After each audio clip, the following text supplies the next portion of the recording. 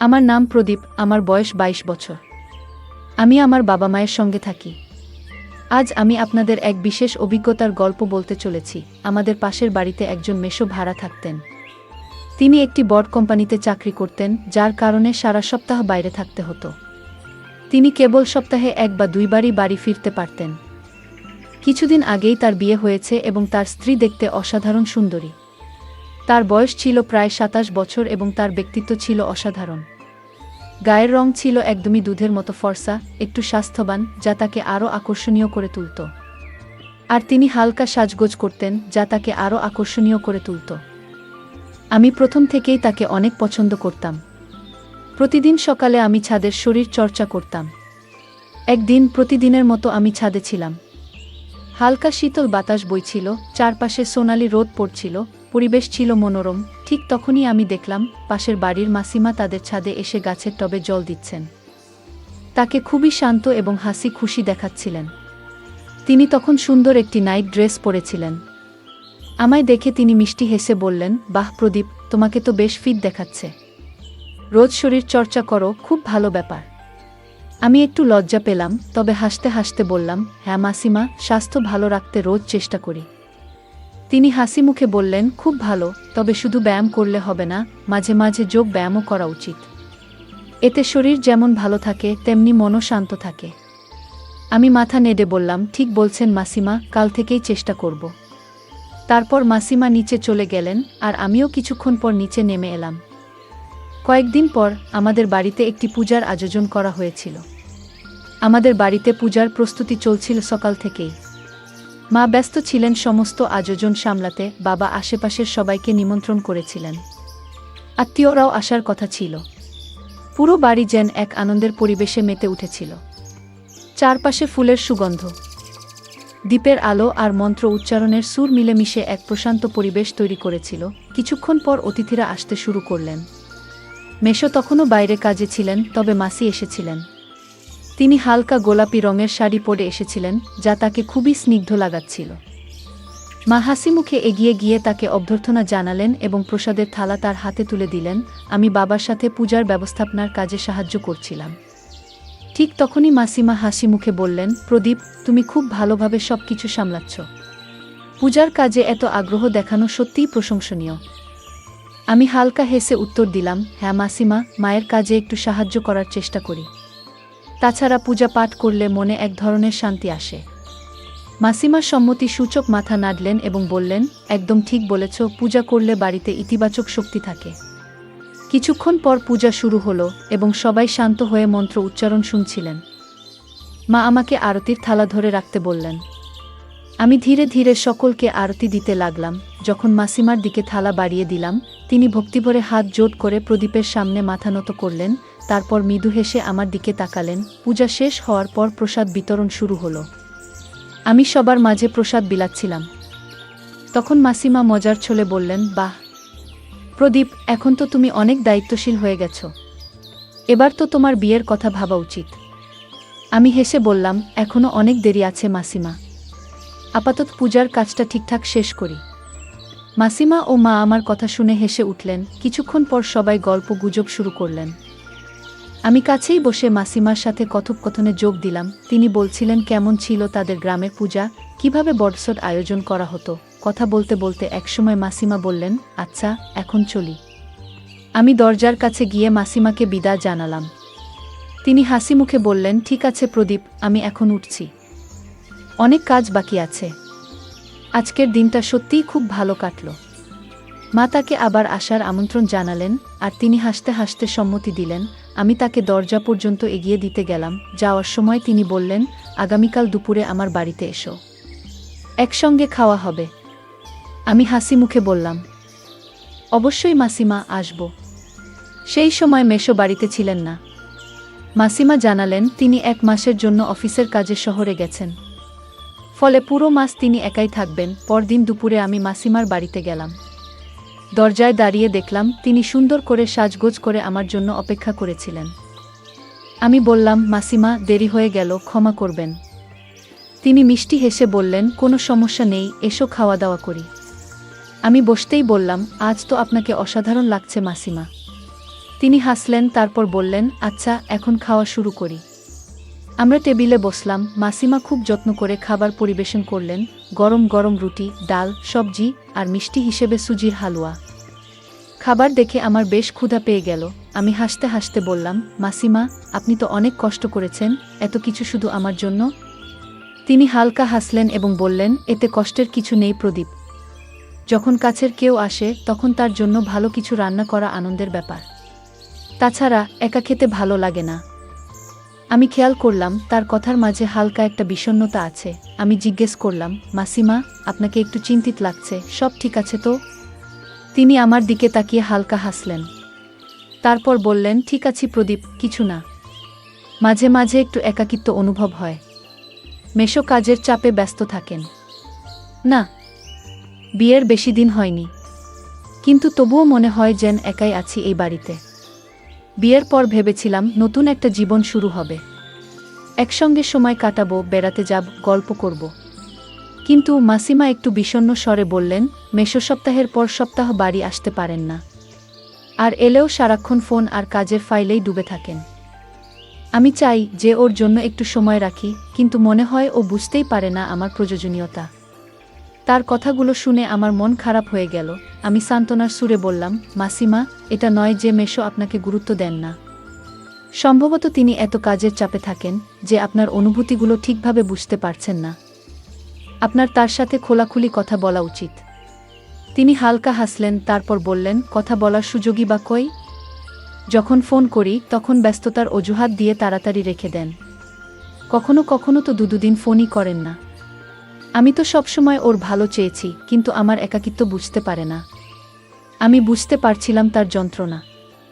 তিনি সংবেদনশীল, স্মার্ট একজন মানুষ, যিনি কেবল একটু ভালোবাসা আর সঙ্গ চেয়েছিলেন। অথচ তার বৈবাহিক জীবনে সেটাই সবচেয়ে বেশি অনুপস্থিত ছিল। কিছুক্ষণ আমরা দুজন চুপচাপ খেতে থাকলাম। তারপর আমি হালকা মেজাজে বললাম, মাসিমা, যদি কখনো মন খারাপ লাগে আমাদের বাড়িতে চলে আসবেন। মার সাথে কথা বললে হয়তো ভালো লাগবে। তিনি মিষ্টি হেসে বললেন, হ্যাঁ, সত্যিই ওনার সাথে কথা বললে মনটা ভালো হয়ে যায়। আমি হেসে বললাম, আর যদি চান তাহলে আমার সাথে মাঝে মাঝে যোগ ব্যায়াম করতে পারেন, মন ফ্রেশ থাকবে। তিনি হেসে বললেন, তুমি আর তোমার মজার কথা। তবে হ্যাঁ, হয়তো তোমার কথাই ঠিক। নিজেকে ভালো রাখা সত্যিই দরকার। এইভাবে গল্প করতে করতেই আমাদের খাওয়া শেষ হলো। আমি বললাম, মাসিমা, একটু সাহায্য করি? তিনি বললেন, ধুর, তুমি অতিথি, বসো, সব আমি সামলে নেব। আমি মজা করে বললাম, অতিথি তো একবারই হয়, এখন তো আমাদের বন্ধুত্ব হয়ে গেছে। তিনি মৃদু ভেসে উঠলেন, তবে সেই হাসির আড়ালে কোথাও একটা একাকিত্ব লুকিয়েছিল। খাওয়া শেষ হওয়ার পর আমি মাসিমাকে ধন্যবাদ জানিয়ে বললাম, খাবার সত্যিই? আমি হেসে বললাম, মাসিমা, সত্যিই অসাধারণ রান্না করেছেন। আপনার হাতের তৈরি রুটিতেও যেন মায়ের স্নেহের ছোঁয়া রয়েছে। তিনি মৃদু হেসে বললেন, কিন্তু তার চোখের গভীরে লুকিয়ে থাকা একাকিত্ব আমি স্পষ্ট বুঝতে পারছিলাম। মনে হলো তিনি হয়তো কারো সঙ্গ খুঁজছেন, কারো সাথে মনের কথা ভাগ করে নিতে চাইছেন। কিন্তু নিঃসঙ্গতা তাকে আস্তে আস্তে গ্রাস করছে। আমি ঘড়ির দিকে তাকিয়ে বললাম, এখন উঠি মাসিমা, মা অপেক্ষা করছেন। তিনি মাথা নেড়ে বললেন, ঠিক আছে, কিন্তু যাওয়ার আগে মাকে আমার প্রদীপের জানিয়ে দিও। আর শোনো, যখন ইচ্ছে হবে চলে এসো, একা একা থাকতে ভালো লাগে না। আমি মজা করে বললাম, অবশ্যই মাসিমা, এখন থেকে তো নিয়মিত আসতেই হবে। তারপর আমি বিদায় নিয়ে বাড়ির পথে রওনা দিলাম। পথে আসতে আসতে আমি মাসিমার কথা ভাবছিলাম।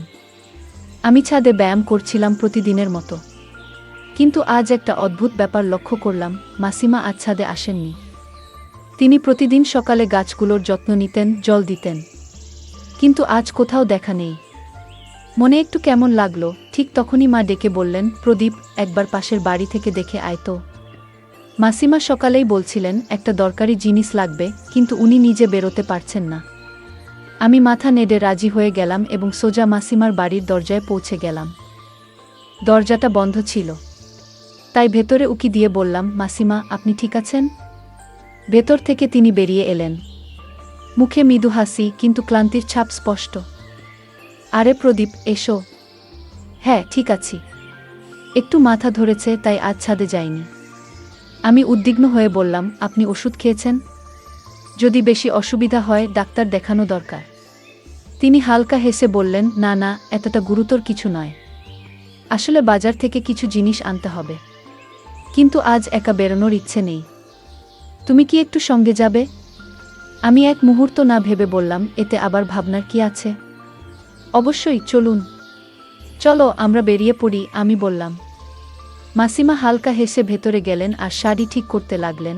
আমি বসে অপেক্ষা করছিলাম। কিছুক্ষণ পর তিনি বাইরে এলেন, হালকা গোলাপি রঙের শাড়ি পরে, কপালে ছোট্ট টিপ, তার চিরচেনা সৌন্দর্য আর সাদা মাথাটা।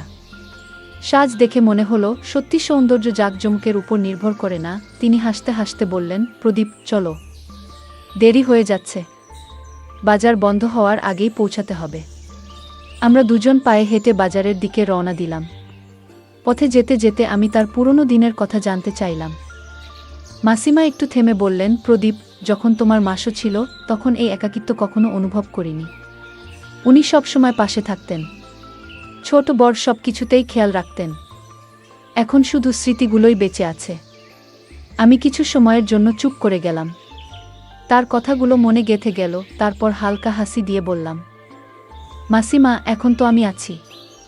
যখনই একা লাগবে আমাকে ডাকবেন, আমি সঙ্গে সঙ্গে চলে আসব। মাসিমা মৃদু হাসলেন, যেন কথাগুলো তার মনে একটু প্রশান্তি এনে দিল। কিছুক্ষণের মধ্যেই আমরা বাজারে পৌঁছে গেলাম। লিস্ট দেখে তিনি চাল, ডাল, মশলা আর কিছু সবজি কিনলেন। বাজারের ব্যস্ততা ধীরে ধীরে কমে আসছিল। আমরা বাজার থেকে বেরিয়ে আসার সময় দেখতে পেলাম চারপাশে সন্ধ্যার ছায়া নেমে এসেছে। আমরা ভেবেছিলাম একটা অটোরিকশা পেয়ে যাব, কিন্তু চারদিকে একটাও দেখা যাচ্ছে না। মাসিমা একটু চিন্তিত হয়ে আমার দিকে তাকালেন। মাসিমা যখন বাজার থেকে কেনা জিনিসগুলো তুলতে গেলেন, আমি তাড়াতাড়ি বললাম, মাসিমা থাক, এসব আমি তুলে নেব, আপনি শুধু আরাম করে হাঁটুন। তিনি হালকা হাসলেন আর আমরা ধীরগতিতে পায়ে হেঁটে বাড়ির পথে রওনা দিলাম। পথে মাসিমা আমার পড়াশোনা আর কাজের ব্যাপারে জানতে চাইলেন। আমি হেসে হেসে কিছু মজার গল্প বললাম, যেগুলো শুনে তিনি প্রাণ খুলে হেসে উঠলেন। তার সেই হাসির শব্দ আমার মন ভালো করে দিল। মনে হলো হয়তো কিছু সময়ের জন্য হলেও তার একাকিত্ব দূর করতে পেরেছি। বাড়ি পৌঁছে দেখি মাসিমা বেশ ক্লান্ত হয়ে পড়েছেন। আমি বললাম, আপনি একটু বিশ্রাম নিন, আমি বাজারের জিনিসগুলো রান্নাঘরে রেখে দিচ্ছি। তিনি হাসতে হাসতে বললেন, প্রদীপ, আজ তুমি না থাকলে এত জিনিস আনা সম্ভব হতো না, একা গেলে খুব কষ্ট হতো। আমি মৃদু হেসে বললাম, মাসিমা, আপনি তো আমার আপনজন, এসব বলার দরকার নেই। এখন বিশ্রাম নিন, আমি একটু পরে আসছি। আমি বাড়ি ফিরে মাকে বললাম, মা, আজ মাসিমা খুব ক্লান্ত হয়ে পড়েছেন, আমি ওনার জন্য রাতের খাবার নিয়ে যাচ্ছি। মা সম্মতি জানালেন এবং আমার সঙ্গে কিছু গরম রুটি, ডাল ও সবজি প্যাক করে দিলেন। আমি আবার মাসিমার বাড়িতে গেলাম। দরজায় নক করে বললাম, মাসিমা, আজকের রাতের খাবার আমাদের বাড়ি থেকে। তিনি প্রথমে একটু ইতস্তত করলেন, তারপর মৃদু হেসে বললেন, প্রদীপ, তুমি সত্যি ঈশ্বরের মতো, কিন্তু আমি একা একা খাবো না, তোমাকেও আমার সঙ্গে খেতে হবে। আমি বললাম, ঠিক আছে মাসি, আমি আপনার সঙ্গে খাই। তারপর আমরা একসঙ্গে বসে খাওয়া শুরু করলাম। খাওয়ার সময় মাসি হাসি মুখে বললেন, প্রদীপ, তোমার সঙ্গে সময় কাটিয়ে আজ সত্যিই খুব ভালো লাগছে, মনটা অনেক হালকা হয়ে গেল, যেন আপনজন পাশে আছে। রাতের খাবার শেষ হলে আমি মাসিকে বললাম, মাসি, এখন থেকে আপনাকে আর একা থাকতে হবে না, আমি প্রতিদিন এসে আপনাকে দেখে যাব। চাইলে আমরা এমন কিছু পরিকল্পনা করতে পারি যাতে আপনার আর একাকিত্ব অনুভব না হয়। মাসি কিছুক্ষণ চুপ থেকে বললেন, প্রদীপ, তোমার কথাগুলো সত্যিই হৃদয় ছুঁয়ে গেল, কিন্তু প্রত্যেকেরই নিজের একটা জীবন থাকে। আমি চাই না আমার কারণে তোমার রুটিনে কোনো পরিবর্তন আসুক। মাঝে মাঝে এসো, গল্প করো, এতেই আমি খুশি। আমি মুচকি হেসে বললাম, এটা আপনি আমার দায়িত্ব হিসেবেই দেখুন। যতক্ষণ আপনার মুখে হাসি থাকবে ততক্ষণ আমিও খুশি থাকব।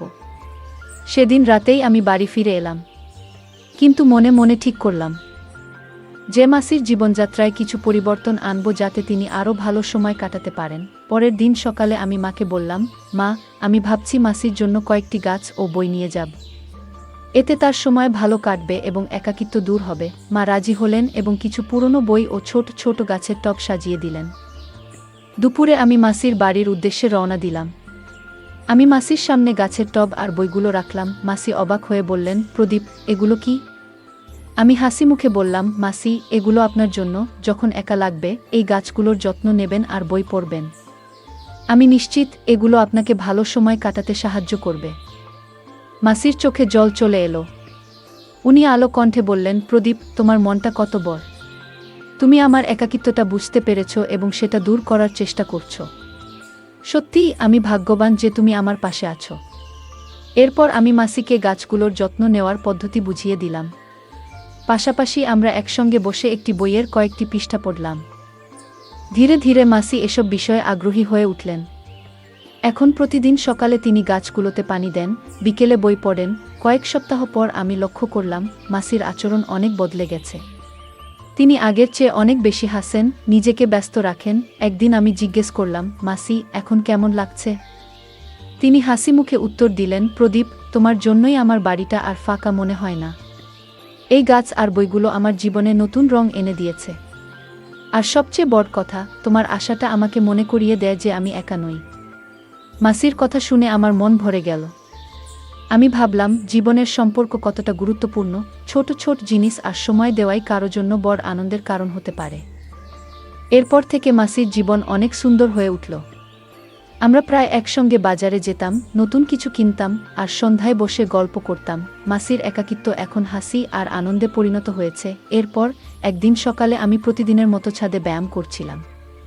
হালকা ঠান্ডা বাতাস বইছিল। হঠাৎ মাসির ছাদের দিকে তাকিয়ে দেখি আজ মাসি নন, সেখানে মেশো দাঁড়িয়ে আছেন। আমি অবাক হয়ে গেলাম, কারণ মেশো বহুদিন ধরে বাড়িতে ছিলেন না। মেশো আমাকে দেখে হাসলেন এবং হাত নাড়ালেন। আমি হাত জোট করে মনে মনে ভাবলাম, ভালো হলো মেশো ফিরে এসেছেন। এখন হয়তো মাসির একাকিত্ব কিছুটা দূর হবে। আমি ঠিক করলাম সন্ধ্যায় গিয়ে মেশোর সঙ্গে দেখা করব। সন্ধ্যায় মাসির বাড়িতে পৌঁছে দেখি মেশো দরজায় দাঁড়িয়ে আছেন। উনি আমাকে দেখে হাসলেন ও বললেন, প্রদীপ, কেমন আছো? শুনেছি তুমি মাসির অনেক যত্ন নিচ্ছ, এটা জেনে খুব ভালো লাগলো। আমি মৃদু হেসে বললাম, মেশো, মাসি তো বেশিরভাগ সময় একাই থাকেন। তাই আমি মনে করি এটা আমার দায়িত্ব যে ওনার খেয়াল রাখি। পাশে দাঁড়িয়ে থাকা মাসিও হালকা হেসে তাকালেন। সবকিছু ঠিকঠাকই মনে হচ্ছিল, কিন্তু দুদিন পর হঠাৎ দেখলাম মেশো আবার কোথায় যেন চলে গেছেন। ব্যাপারটা কেমন যেন অদ্ভুত লাগলো। মাসি সেদিন সারাদিন চুপচাপ ছিলেন। সন্ধ্যায় আমি মাসির বাড়িতে গেলাম। দরজা খুলতেই মাসির চোখে কেমন যেন বিষণ্ণতা দেখতে পেলাম। আমি উদ্বিগ্ন হয়ে জিজ্ঞেস করলাম, মাসি, সব ঠিক আছে তো? মেশো হঠাৎ চলে গেলেন, কিছু হয়েছে নাকি? মাসি ধীরে মাথা নিচু করলেন। কিছুক্ষণ চুপ থেকে বললেন, প্রদীপ, তোমাকে একটা কথা বলতে চাই, কিন্তু বুঝতে পারছি না কিভাবে বলবো। আমি আশ্বস্ত করে বললাম, মাসি, আমাকে খোলাখুলিভাবে বলুন। যদি কোনো সমস্যা হয় আমি অবশ্যই সাহায্য করব। মাসি গভীর শ্বাস নিলেন, তারপর বললেন, দেখো প্রদীপ, যখন মেশো ফিরে এসেছিলেন তখন সব ঠিক ছিল, কিন্তু পরে কেউ একজন এসে ওনার মনে সন্দেহের বীজ বুনে দিয়েছে। বলেছে তুমি প্রায় এখানে আসো, আর এতে। মাসি এক মুহূর্ত চুপ করে রইলেন, তারপর ধীরে ধীরে বললেন, প্রদীপ, কিছু মানুষ আছে যারা অন্যের সুখ সহ্য করতে পারে না। তুমি যা করছো তা একেবারেই একজন সন্তানের ভালোবাসার মতো, কিন্তু কিছু লোক সেটাকে ভুলভাবে দেখছে। মেশোর সেই সব কথায় বিশ্বাস করে ফেলেছেন, তাই রাগ করে চলে গেছেন। মাসির কথা শুনে আমি গভীর চিন্তায় পড়ে গেলাম। তারপর বললাম, মাসি, আমি মেশোর সঙ্গে কথা বলবো। আমি ওনাকে বুঝিয়ে বলবো যে এটা একটা ভুল বোঝাবুঝি। আপনি দুশ্চিন্তা করবেন না, সব ঠিক হয়ে যাবে। মাসি হঠাৎ শক্ত গলায় আমাকে থামিয়ে দিলেন। আমি ওনার চোখে এক ধরনের দ্বিধাতা দেখলাম, যা আগে কখনো দেখিনি। তিনি বললেন, না প্রদীপ, তুমি মেশোর সঙ্গে এ বিষয়ে কোনো কথা বলবে না। এটা আমাদের পারিবারিক ব্যাপার, আমি নিজেই সমাধান করে নেব। তুমি এতে কোনো হস্তক্ষেপ করো না। আমি অবাক হয়ে বললাম, কিন্তু মাসি, আমি কিভাবে চুপ থাকতে পারি? আমি জানি আপনাকে অন্যায়ভাবে দোষ দেওয়া হচ্ছে, এটা ঠিক নয়।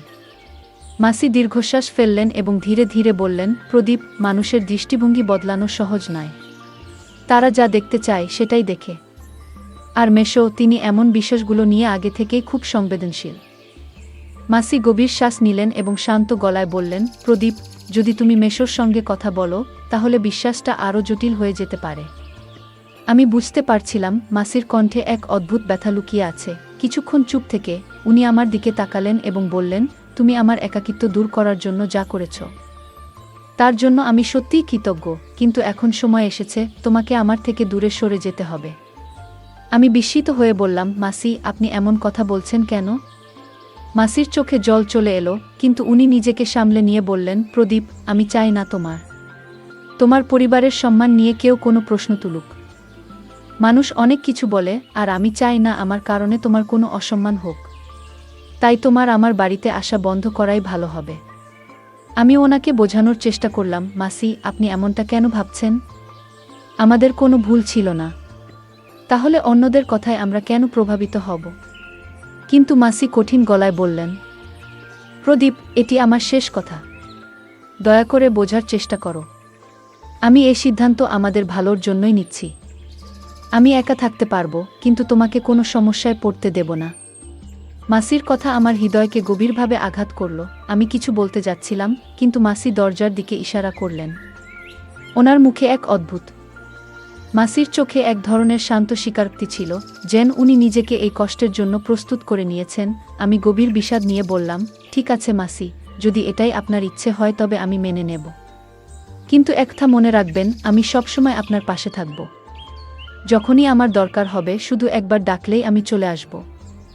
মাসি নিঃশব্দে মাথা নাড়ালেন, কিন্তু কিছু বললেন না। আমি ধীর পায়ে ওনার বাড়ি থেকে বেরিয়ে এলাম, কিন্তু বুকের ভেতর একটা অদ্ভুত ভারী অনুভূতি হচ্ছিল। ওনার শেষ কথাগুলো যেন বারবার আমার মনে বাজছিল। এতটাই কি বিষাক্ত হতে পারে মানুষের দৃষ্টিভঙ্গি, যে তারা দুটি নিঃস্বার্থ সম্পর্কের পবিত্রতাকেও কলঙ্কিত করতে চায়? সেই রাতে অনেকক্ষণ ঘুমাতে পারলাম না। মাসির চোখের গভীরে লুকিয়ে থাকা দুঃখ, ওনার নীরব যন্ত্রণা, সবকিছু আমার হৃদয়ে বয়ে চলছিল। কিন্তু আমি মনে মনে একটাই সিদ্ধান্ত নিলাম, মাসি চাইলেও আমি ওনার থেকে পুরোপুরি দূরে চলে যেতে পারবো না। যদি সামনে থেকে নাও পারি, আমি চুপচাপ ওনার ভালো থাকার খেয়াল রাখব, যেমন একজন আপনজন সবসময় করে। বন্ধুরা, যদি এই গল্পটি ভালো লেগে থাকে তাহলে দয়া করে ভিডিওটি লাইক করুন এবং আমাদের চ্যানেলটি সাবস্ক্রাইব করুন। পাশে থাকা বেল আইকনটি প্রেস করুন, যাতে করে আমরা যখনই নতুন ভিডিও আপলোড করি তার নোটিফিকেশন সবার আগে আপনার কাছে পৌঁছে যায়। ধন্যবাদ। দেখা হবে আমাদের পরবর্তী ভিডিওতে।